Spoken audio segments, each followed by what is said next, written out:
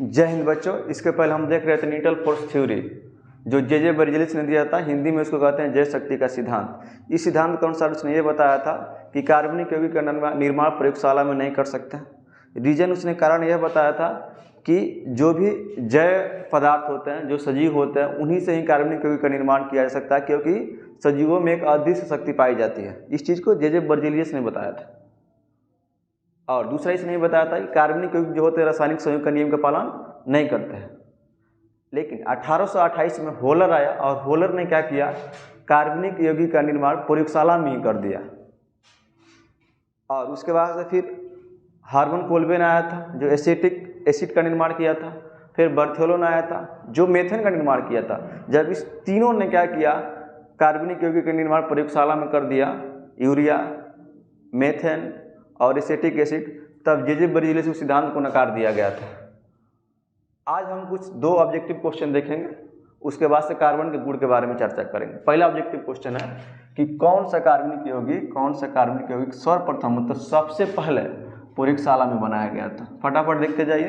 पहला ऑप्शन है CH3COOH, acetic acid, CH4, methane, NH2, CONH2, CH3CONH2, तो इसका नाम होता है यूरिया। और आपको मालूम है सबसे पहले कार्बनिक यौगिक प्रयोगशाला में जो बनाया गया था उसका नाम था यूरिया, इसलिए ऑप्शन नंबर क्या सही होगा, आपका C नंबर होगा। दूसरा क्वेश्चन है कि तत्व CH और O, C carbon, H hydrogen, O oxygen के संयोग से कार्बनिक यौगिक सर्वप्रथम बनाया गया।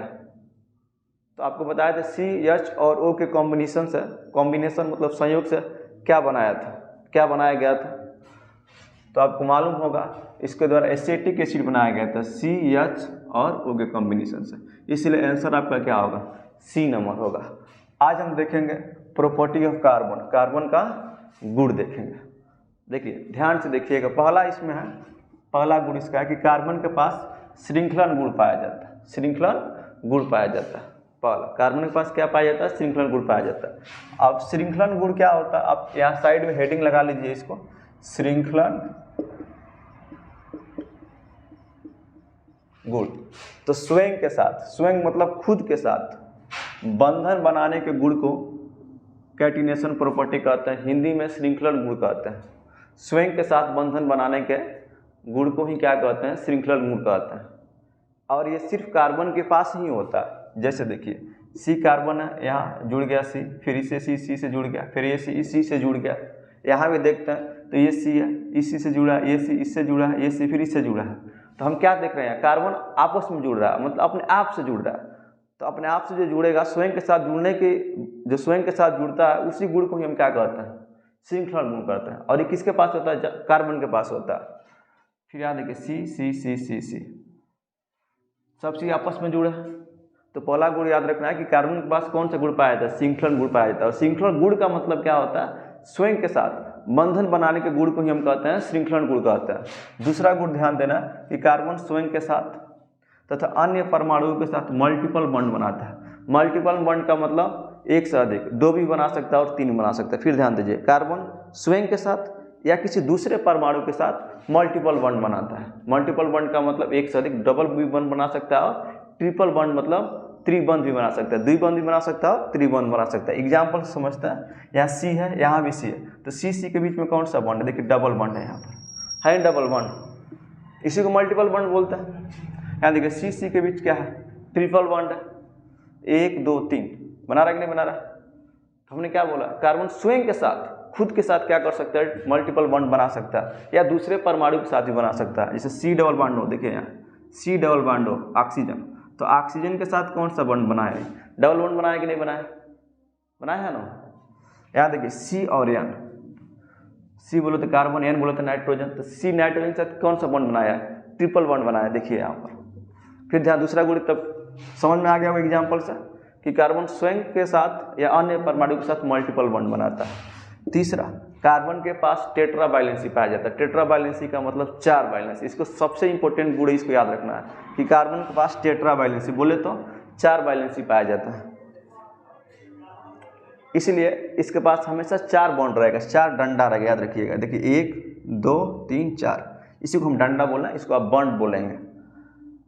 यहाँ भी देखिए कार्बन के पास 1 2 3 और 4, इसकी वैलेंसी 4 होती है, इसलिए हमेशा आपके इसके आसपास 4 लाइन दिखाई देगा, 4 डैश दिखाई देगा या 4 डंडा दिखाई देगा, 4 बॉन्ड दिखाई देगा इसके पास। देखिए 1 2 3 1 4, इस कार्बन के पास भी है 1 2 3 1 4। तो सबसे इम्पोर्टेंट चीज़ ये है, याद रखना है कार्बन का वैलेंसी कितना होता है, 4 होता है।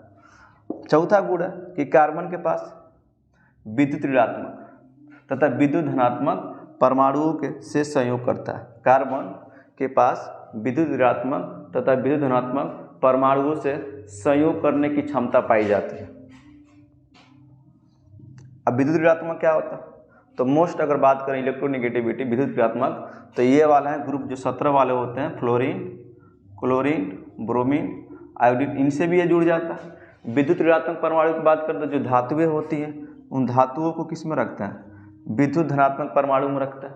तो ये दोनों से भी जुड़ जाता है, धातु से भी जुड़ जाता है और विद्युत ऋणात्मक परमाणु से भी क्या होता है, जुड़ जाता है। जैसे अधातुएं जो होती हैं, अधातुएं, अधातु, अधातु को क्या कहता है, विद्युत ऋणात्मक परमाणु कहते हैं, और धातु क्या कहते हैं, विद्युत धनात्मक परमाणु कहते हैं। तो इन दोनों से क्या कर सकता है, कार्बन जुड़ जाता है। तो कार्बन का कितना गुण याद रखना, 4 गुण याद रखना। ध्यान दीजिए, पहला कार्बन के पास श्रृंखलन गुण पाया जाता है। श्रृंखलन गुण किसे कहेंगे, तो स्वयं के साथ जुड़ने की क्षमता जो होती है उसी को हम कहते हैं श्रृंखलन गुण। ये किस में होता है, कार्बन के पास होता है, इसलिए कार्बन कार्बन आपस में जुड़ जाता है। यही रीजन है कि कार्बनिक यौगिक की संख्या सबसे ज़्यादा है, इसमें बनाया जा सके। आप गिन भी काउंट भी नहीं कर सकते, करोड़ों में कार्बनिक यौगिक की संख्या चली गई है। दूसरा, कार्बन के साथ स्वयं के साथ या अन्य परमाणुओं के साथ कौन सा बॉन्ड बनाता है, मल्टीपल बॉन्ड बनाता है, मतलब डबल भी बना सकता है, ट्रिपल भी बना सकता है। तीसरा याद रखना है आपको कि ये आपका जो कार्बन का होता है, कार्बन का वैलेंसी 4 होता है, टेट्रा वैलेंसी को दिखाता है। लास्ट गुण याद रखना है इसका, कार्बन विद्युत धनात्मक परमाणु के साथ भी जुड़ सकता है और विद्युत ऋणात्मक परमाणु के साथ भी जुड़ सकता है। तो 4 गुण आपको क्या होना चाहिए, याद होना चाहिए। फिर आगे अगले वीडियो में आगे पढ़ेंगे, इसके आगे जो भी चीज़ें हैं आगे देखेंगे। धन्यवाद।